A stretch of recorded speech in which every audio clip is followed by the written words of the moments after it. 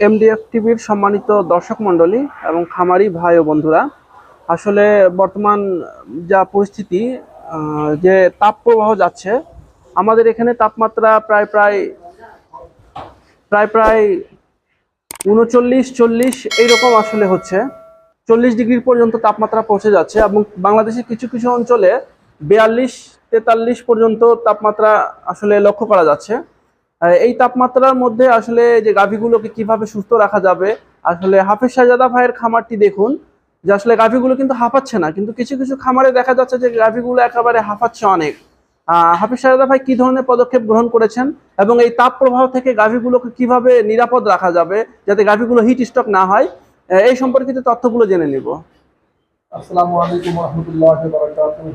আর অন্যান্য ধর্মপ্রতি ভাইদের প্রতি আমার শুভেচ্ছা রইল।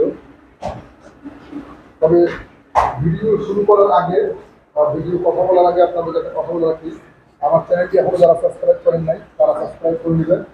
আর আমার ভিডিওগুলো হয় সবসময় মানে শিক্ষণীয় ভিডিও শিক্ষণীয় ভিডিওটা দিয়ে থাকি যে আমি ঠিক থাকলে আপনারাও কীভাবে ঠিক থাকবেন, এই চিন্তাটা আমার মধ্যে থাকে সবসময়। তো আমি সর্বপ্রথম একটা জিনিস বলি, আমার খামারের সব আলহামদুলিল্লাহ সব কিছু আমি অনেক জায়গায় দেখছি গরু গরমে বৃষ্টি করে মারা যাচ্ছে, অনেক জায়গায় দেখছি, দেখার পর আজকে ভিডিও করতে বাধ্য হয়ে গেছি। এই গরুটাই দেখেন, এই গরুটা দিয়ে কথা বলি। এই যে গরুটা আমার, এটা আমি একটা ছুরি করে দিই আপনাদেরকে, যাদের আপনাদের বড় বড় গাভী আছে বা এই গরমে গরুটা আপনাদের মানে সার্ভাইভ করতে পারছে না, সেই জন্য আপনাদেরকে একটা ভিডিও দেখাই। সর্বপ্রথম করবেন কি, আপনি এই গরুকে বর্তমান যে গরম চলতেছে সকালবেলা গোসল দেবেন, সকাল 9টার সময়, সকাল 9টার সময় গোসল দেবেন। আর খাবারের মধ্যে 9টার সময় গোসল দিয়ে খাবারের মধ্যে যেই খাবারটা আপনারা খাওয়াচ্ছেন, ওই খাবারের মধ্যে আপনারা এখন বর্তমান স্যালাইন পাওয়া যাচ্ছে, প্রত্যেকটা কোম্পানির স্যালাইন পাওয়া যাচ্ছে। যেমন এটা হচ্ছে রেনেটা কোম্পানির রেনালাইট, দেখেন রেনেটা কোম্পানির রেনালাইট, এটা হচ্ছে স্যালাইন 20 গ্রাম। একটা গরুকে আপনি দৈনন্দিন 50 গ্রাম করে, একটা গরুকে দৈনন্দিন আপনি 50 গ্রাম করে যতদিন পর্যন্ত গরম চলতেছে আপনি খাওয়াবেন খাবার মধ্যে 50 গ্রাম স্যালাইন।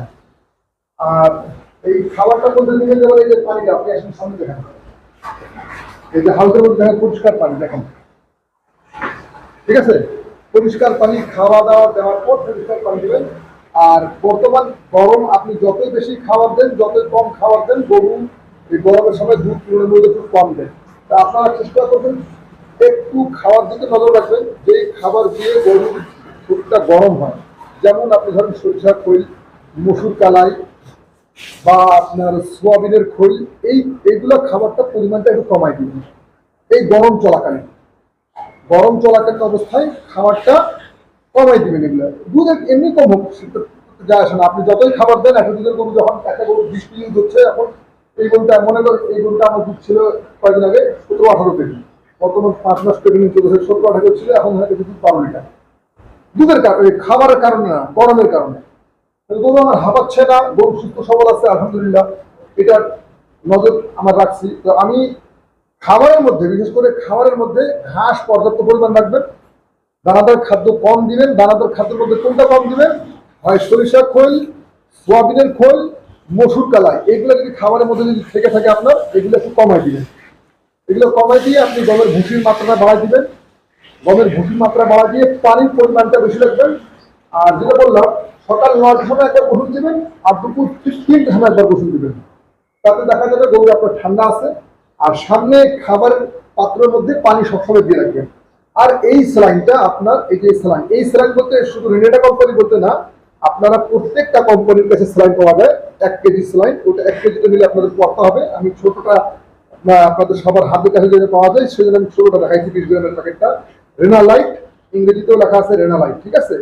এই প্যাকেটটা আপনারা খাবারের মধ্যে 100 গ্রাম করে, 50 গ্রাম করে দৈনন্দিন যতদিন পর্যন্ত গরম চলতেছে আপনারা এই গরু হোক বাছুর হোক সবাইকে খাওয়াবেন।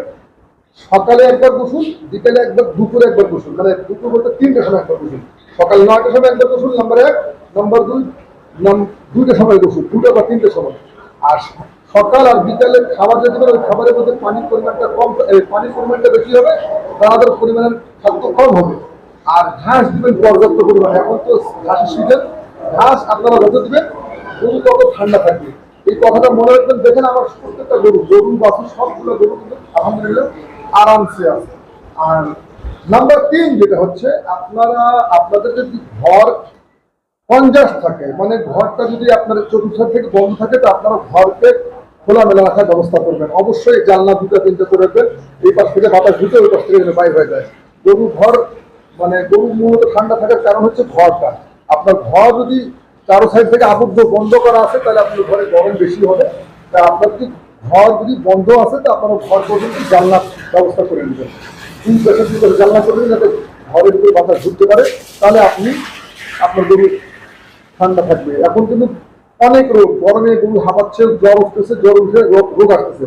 সেগুলোর কারণ হচ্ছে এই কারণগুলাই, বুঝছেন? তা আপনারা বলার উদ্দেশ্য হচ্ছে যে আপনারা যারা যেখানে যতটুকু যাদের সম্বল আছে, 1টা হোক, 2টা হোক, 5টা হোক, 6টা হোক, যে গরুরা যারা নতুন খামারি যারা বুঝেন না, তারা তাদের উদ্দেশ্যে বলে দিচ্ছি যে এই রেনা লাইট হলো রেনেডা কোম্পানির, অপসরিন কোম্পানির আছে, টেকনি আছে, স্কয়ার সবার আছে।